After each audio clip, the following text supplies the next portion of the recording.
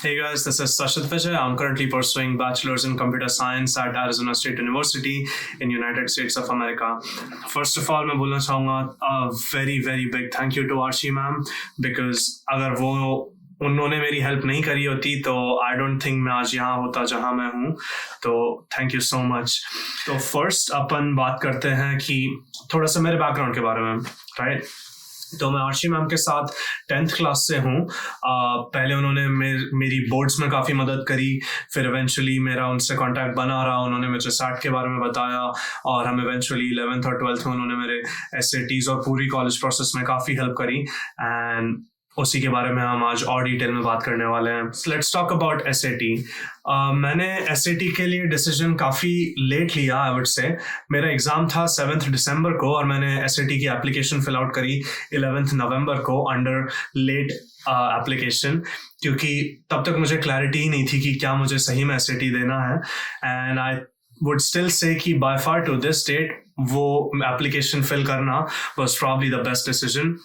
मैंने कुछ 20-25 दिन में पढ़ाई करी SAT की.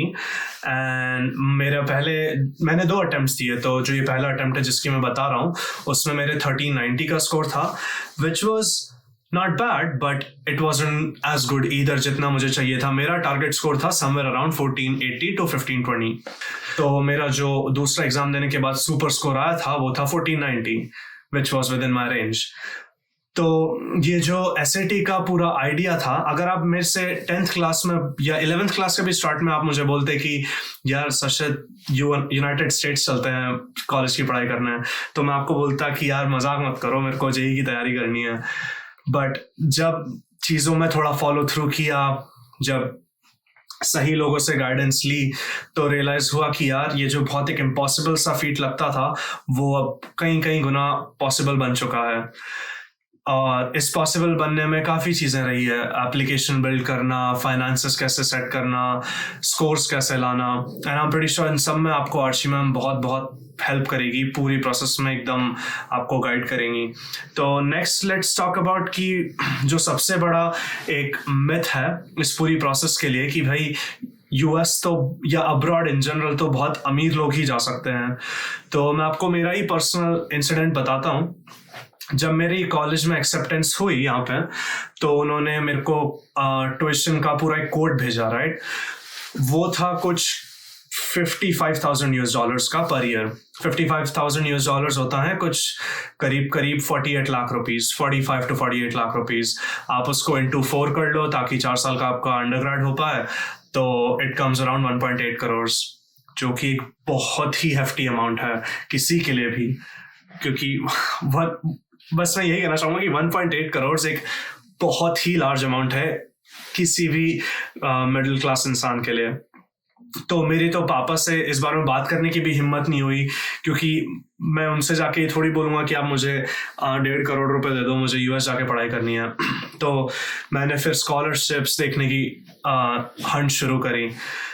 तो जब स्कॉलरशिप्स में अप्लाई किया, एक्सेप्ट हुआ, और स्कॉलरशिप्स देखी, उनमें अप्लाई किया, एक्सेप्ट हुआ, काफ़ियों में रिजेक्शन भी हुआ. It's all part of the process. काफ़ी में रिजेक्शंस होंगे, काफ़ी में एक्सेप्टेंस होंगे.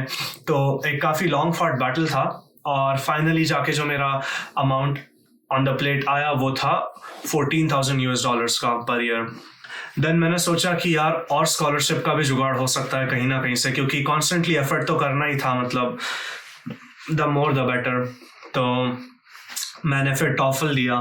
टॉफल एक बेसिकली इंग्लिश प्रोफिशिएंसी टेस्ट है जो कि हर एक इंटरनेशनल स्टूडेंट को देना होता है. मैंने टॉफल दिया एंड उसमें मेरा स्कोर आया 118 out of 120, जो कि एक काफ़ी अच्छा स्कोर होता है. एंड उसमें भी आर्ची मैम ने मेरी पूरी मदद करी है, एंड उन्हीं की वजह से ये सब पॉसिबल हो पाया है. तो जब मैंने वो टॉफल स्कोर अपने कॉलेज में सबमिट किया, बाकी भी कॉलेजेस को दिया, तो उन्होंने स्कॉलरशिप्स और इंक्रीज करी और रास्ते खोले.